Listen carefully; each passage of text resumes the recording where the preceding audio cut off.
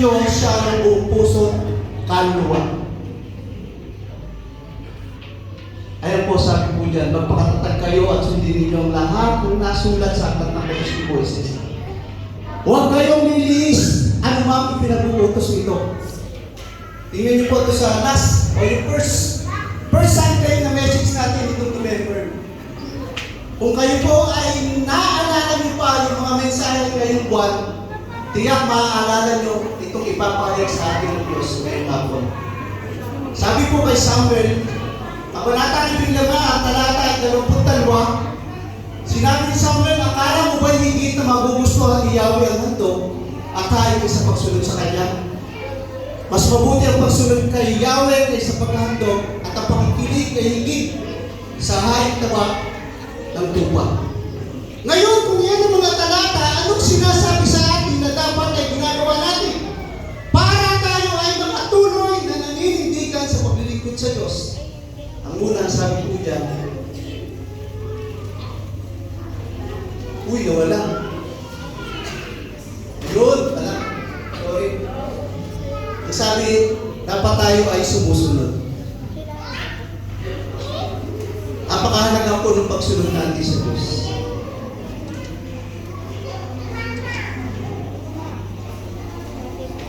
Napakahalaga ng pagsunod natin sa Panginoon. Ngayon, yung pagsunod, paano ba natin sinusunod ang Panginoon? Bilang mga mananampalataya, ito napakahalaga ng sangkap ng buhay natin bilang mananampalataya pagdating sa pagsunod.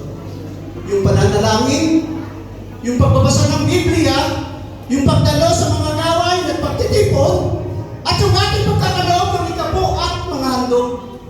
Mga kapatid dito, linggo-linggo binabanggit natin dito.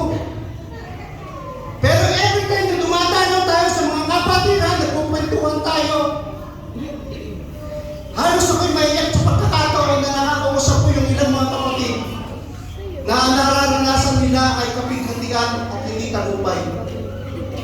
Kapag tinatanong ko, kamusta ang inyong panalangin, ang inyong pagbabasa ng Biblia, ang pagdalo nyo sa gawain at pagtitipon, kasama ang inyong mga ikapo at mga handog. Ang sagot niyo po sa akin, kayo'y tumutungo sapagkat hindi niyo ito sinusunod.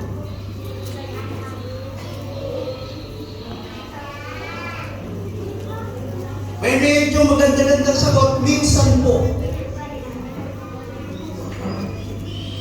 Pero ang pinakamabuting sangkap na ginagawa natin bilang mga mananampalataya para makasunod sa kalooban ng Diyos, manalangin, magbasa ng Biblia, dumalo sa mga gawain ng pagtitipon, ipagkaloob natin yung ating mga ikapo at mga handog. Bilang magulang, paano ba tayo sumusunod bilang mga lingkod ng Diyos? Bilang mga asawa, bilang mga anak, bilang mga mananampalataya. Bilang magulang, nagiging ehemplo ba tayo sa ating mga anak? Bilang asawa, tayo ba ay nagiging maayos na asawa para sa partner natin o sa asawa natin? Bilang mga anak, nire-respeto ba natin yung ating mga magulang? Bilang mga mananampalataya kayo, tayo ngayon, paano nyo sinasabing ang katabi nyo ngayon ay kapatid nyo kay Kristo at dapat natin ibigin siya? O yung lahat na narito ngayon. Paano natin sinusunod yung sitwasyon natin ngayon bilang magulang, bilang asawa, bilang anak, bilang mananampalataya? Ang sabi ng Diyos, kailangan natin sumunod para sa ating paninindigan bilang lingkod ng Diyos. Ayan, 5 minutes na lang. Pangalawa, sa pagharap sa gulayat ng buhay. Napakasarap na kapag humaharap tayo sa gulayat ng buhay, naninindigan pa rin tayo bilang lingkod ng Diyos.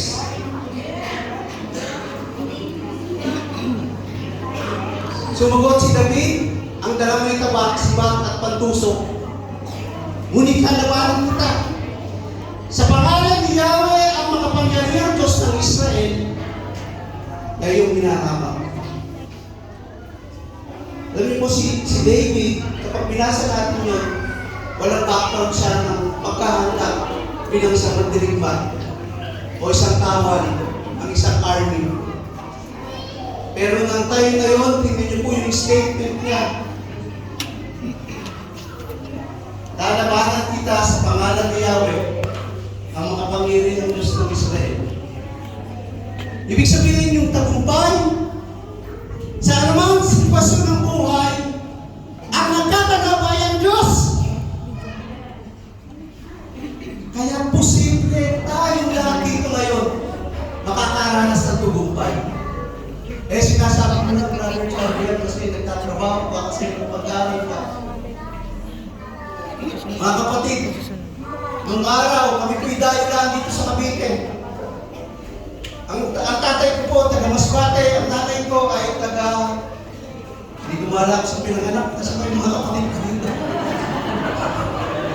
Tsaka naman ba ako sa pinanganak ng nanay natin? Hindi rin yata alam. Mindoro, tingnan niyo, malayo. Si Sister Cynthia at saka si Sister Chona, made from Mindoro po yan, mga yan. Kaya tuwa-tuwa po sila, kung di, sana mga mangyari sila ngayon. Lumipat dito. Joke lang, mga kapatid ko naman yan, kaya narasasabi ko. Ayun, tingnan po yung sitwasyon. Mga dayuhan sa lugar, wala po kami proper talaga dito. Yung tatay ko po nakikisaka sa lugar na hindi alam kung ano ang inaasahan. Pero purihin po yung Panginoon, ano po. At meron Diyos na kumakalinga sa mga taong nagtitiwala at umimilala sa Kanya. Ito yung mga gulayan ng buhay sa panahon natin ngayon. Yung material na pangangailangan o kaya pinansyal. Pagkaraniwan na ito yung kwento ng buhay. Oo nga naman, paano ba naman ako ikilos o maglilingkod? Baka pang isang linggo na hindi ka kumakain, lambot na lambot ka na. Paano ako mamamasahe? Paano ako bili? Kasi sa lugar, wala naman ako pamasahe. Dahil din yung pisikal, yung misyonal. Paano kasi sila? Sabi na ganyan, ganito, ganyan. Sila dapat yung pakita ako, ito ang nangyayari sa atin. O yung sa pisikal naman, masama po, ganito po, masakit. Kabi-kabila ay sakit ang nararamdaman ng mga tao ngayon. At ang pangatlo, yung spiritual na kalagayan. Yan po yung mga gulayan. Ano yung spiritual? Bisa na pagpapalito natin, kagaya ni Saul. Nasaling na sundin niya ang utos ng Diyos. Sabi niya, kaya ako naman pinuha itong mga matatabang baka at mga tupa ay para ihalog sa iyo. Pero pinapakita ngayon ng mga talata at ang mga nakalipas na mensahe sa atin ng Panginoon na kung anumang gulayan ng buhay na meron tayo na pinakaharap, posible na yan ay pinansyal o material, pisikal o emosyonal o spiritual man. Ang sabi ng Diyos, manindigan tayo at sa Kanya tayo maglilingkod. Kung mataas man ang high blood mo, sige lang.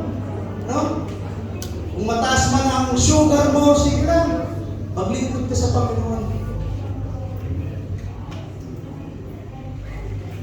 Naalala niyo po yung palagayan na sinabi ni David nung lulusukin niya. Kanina lang na message. Naalala niyo? Nung lulusukin ni David yung isang lugar, kahit ang bantay namin ay mga lumpo at mga bulag, hindi ka makakapasok. Hindi mo kami matatalo.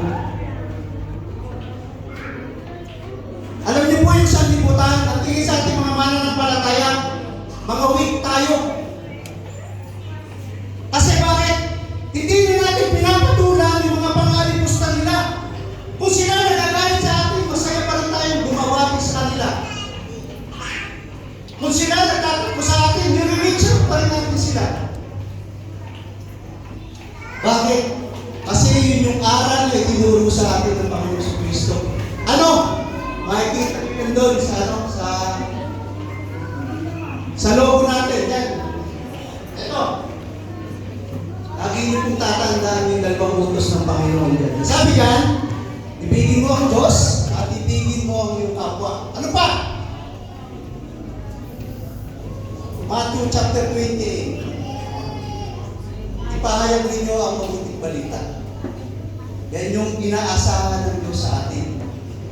Ngayon, kung mahina ang material, financial, physical, emotional, spiritual, paano mangyayari ito? Takbo tayo sa Diyos. Ito ang pinakamalinaw. Kung anong kalalagayan nyo. Huwag kayong titilag. Di ba bagsak? Yung Diyos kaya mas higit pa sa sinasandalan po ito. Tingnan nyo, ako lang yung nasasaktan. Pero parang never kong naramdaman na mag-shake man lang siya. Ang Diyos natin, na maninindigan, na tayo maninindigan din sa Kanya, matibay siya. Makapangyarihan siya, tayo na tayong malingain kung anumang sitwasyon ng ating buhay. Ito po ang isa. Kapag tayo nanindigan na sa Diyos yung lilingkod, papatubayan po tayo ng Diyos. Gusto ko sana Diyos sa dulo, hindi pala. Si Saul ay natawag kay David sapagkat si David na pinapatubayan ni Yahweh at hindi na siya. Kaya para maparayo ito sa kanya, ginawa niya ito pinuno ng 1,000 kawal, pinuno ni David at kanyang mga tauhan, at anuman ang kanyang gawin ay nagtatagumpay siya sapagkat pinapatubayan siya ni Yahweh. Ang sikreto pala yun, yung patubay ng Diyos. Yung patubay ng Diyos.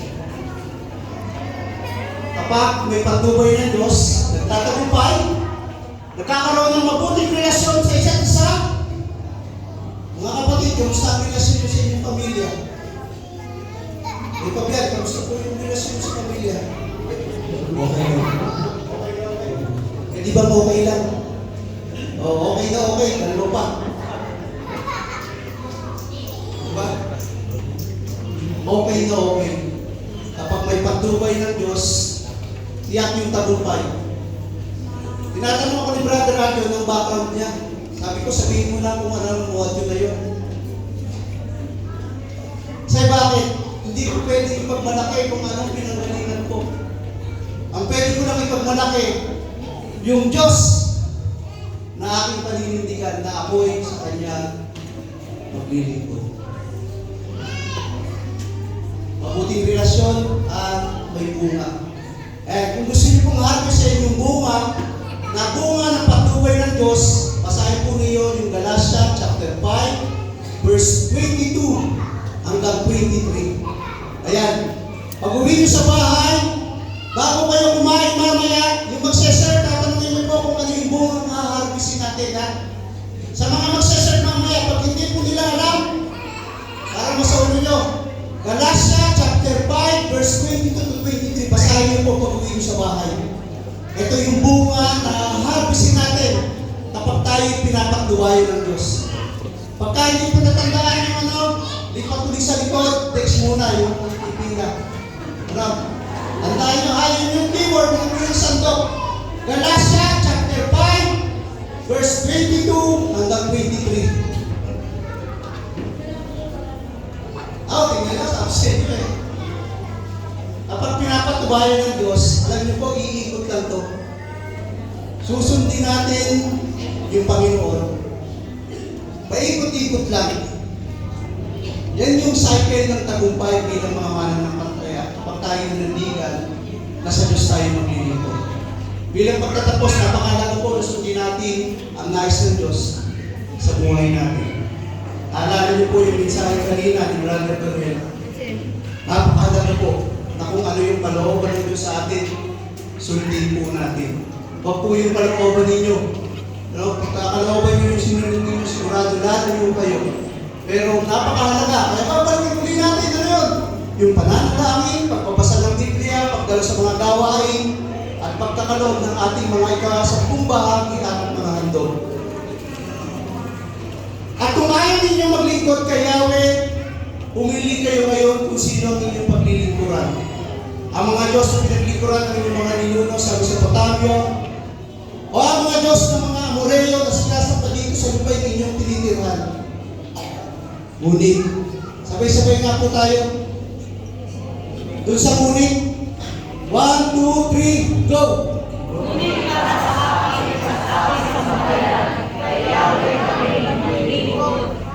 Sama-sama po tayo manalangin. Aming Diyos na